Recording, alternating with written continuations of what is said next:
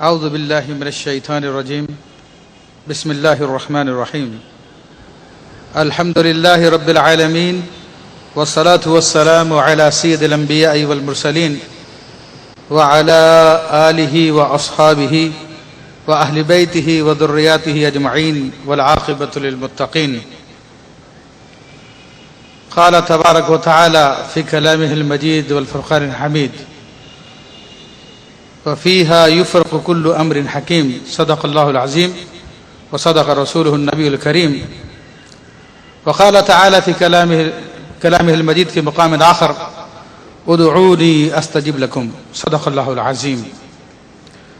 معزز حاضرین کرام اور ٹیلی ویژن پہ ہمیں دیکھنے والے تمام افراد اور عزیزان محترم، یہاں پہ علماء کرام حضرت علامہ مفتی سہیل رضا امجدی صاحب اور دیگر مفتیان کرام اور دیگر نعت خواں حضرات موجود ہیں، سب کی خدمت میں سلام. الحمدللہ ابھی آپ نے سنا، اس رات کی فضیلت کو سنا، اس رات کی برکتوں کو سنا. یہ قرآن و حدیث کے دلائل سے ثابت ہے. اسی طرح دیگر کتب میں اس رات کی اور بھی بہت سی فضیلتیں بیان کی گئی ہیں، جن میں سے ایک دو میں آپ کے گوشے گزار کر دیتا ہوں. سیدنا ابو محمد امام غزالی علیہ رحمۃ الباری نے مکاشفۃ القلوب میں فرمایا کہ یہ رات لیلۃ الشفاعہ بھی ہے، شفاعت کی رات بھی ہے.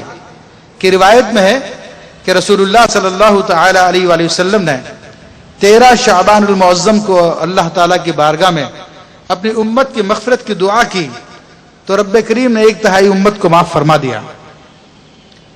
پھر 14 شعبان المعظم کی رات کو اللہ تعالیٰ سے باقی امت کی مغفرت کی دعا کی تو اللہ تبارک و تعالیٰ نے 1/3 کو معاف فرما دیا. پھر جب 15 کی رات آئی اور نبی علیہ السلام نے دعا کی تو اللہ تبارک و تعالیٰ نے پوری امت کی مغفرت فرما دی. تو یہ رات لیلۃ الشفاعہ یعنی شفاعت کے قبول ہونے کی رات بھی ہے. اسی طرح اس رات کو لیلۃ المغفرہ بھی فرمایا گیا کہ یہ امام احمد رضی اللہ تعالیٰ سے روایت ہے. وہ فرماتے ہیں کہ 15 شعبان المعظم کی رات کو اللہ تبارک و تعالیٰ تمام مخلوقات پہ نظر فرماتا ہے، تمام انسانوں پہ نظر فرماتا ہے، سوائے مشرک کے اور کینہ پرور کے تمام لوگوں کی مغفرت فرما دیتا ہے. تو یہ لیلۃ المغفرہ بھی ہے اور یہ لیلۃ البراءت بھی ہے، یعنی جہنم سے آزادی کی رات بھی ہے.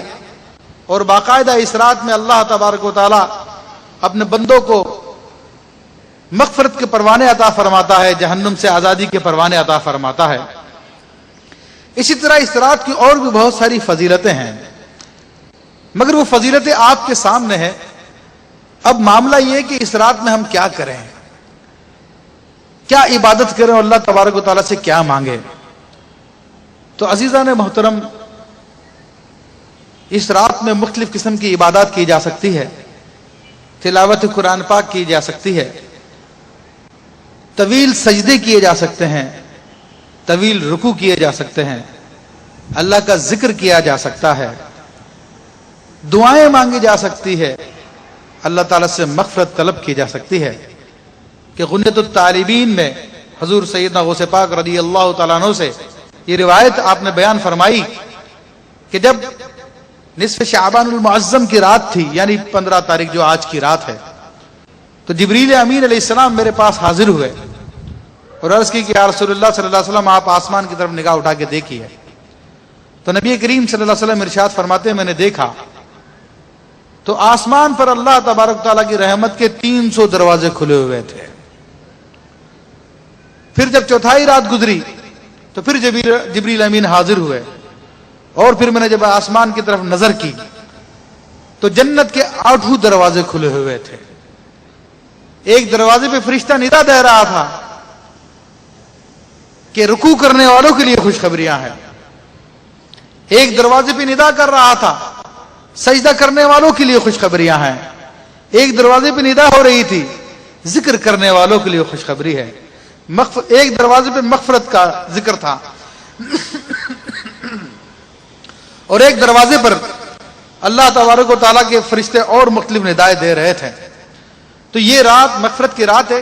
اس رات میں اللہ تبارک و تعالیٰ سے خوب اخلاص کے ساتھ دعا کی جائے کہ رب کریم ارشاد فرماتا ہے، جیسے کہ میرے خطبے میں آیت پڑھی، ادعونی استجب لکم، مجھ سے دعا کرو میں تمہاری دعا کو قبول کروں گا۔ اور میرے بھائی اور بہنوں، دعا خود ایک عظیم عبادت ہے، اور یہ ہر ایک کو میسر نہیں آتی۔ جس پر اللہ فضل فرماتا ہے تو اس کا دل، اس کے ہاتھ اللہ تعالیٰ کی جانب متوجہ ہو جاتے ہیں دعا کے لیے، اور پھر اللہ تبارک و تعالیٰ اس کی دعا کو سنتا ہے اور اس کی آواز پہ لبیک فرماتا ہے، اور پھر اس کی مرادوں کو پورا فرماتا ہے۔ تو اس رات دعا میں ہرگز کمی نہ کریں۔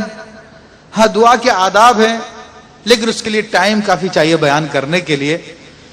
جو اس کا اصل جزو ہے جو اس رات کے حوالے سے، ایک تو یہ کہ آپس میں معافی تلافی کر لیجئے، کسی کے حقوق آتے ہیں تو اس کو ادا کر دیجئے، اور اللہ تبارک و تعالیٰ کی بارگاہ میں سچے دل سے اپنے تمام گناہوں سے توبہ کر لیجئے، پھر اللہ تعالیٰ سے دعا کیجئے، تو انشاءاللہ تبارک و تعالیٰ اس کا معاملہ تو یہ ہے کہ ہم تو مائل بکرم ہے، کوئی سائل ہی نہیں، ہم تو مائل بکرم ہے، کوئی سائل ہی نہیں۔ تو آج سائل بن جائیے اور اللہ تعالیٰ کی رحمتوں سے اپنے دونوں ہاتھوں کو بھر لیجئے، اپنے دامنوں کو بھر لیجئے۔ اسی پہ میں اپنی گفتگو ختم کرتا ہوں۔ وما علینا الا البلاغ المبین۔ ماشاءاللہ، بہت شکریہ مفتی صاحب۔ حضرت علامہ مفتی ابو بکر صدیق صاحب اپنے افکار کا اظہار فرما رہے تھے۔ ناظرین، ایک وقفہ ہوگا، وقفے کے بعد جس طرح وعدہ کیا گیا تھا انشاءاللہ مغرب کی نماز باجماعت یہاں سے دکھائی جائے گی۔ حضرت علامہ مفتی سہیل رضا امجدی صاحب تشریف لا چکے ہیں، وہ امامت فرمائیں گے، پھر اس کے بعد وہ نوافل کی اہمیت بیان کر کے انشاءاللہ نوافل بھی پیش کیے جائیں گے۔ ایک وقفے کے بعد لوٹتے ہیں اس یقین کے ساتھ آپ کہیں نہیں جائیں گے۔ یا رب میں گناہگار ہوں، توبہ قبول ہو، اسیاں پیش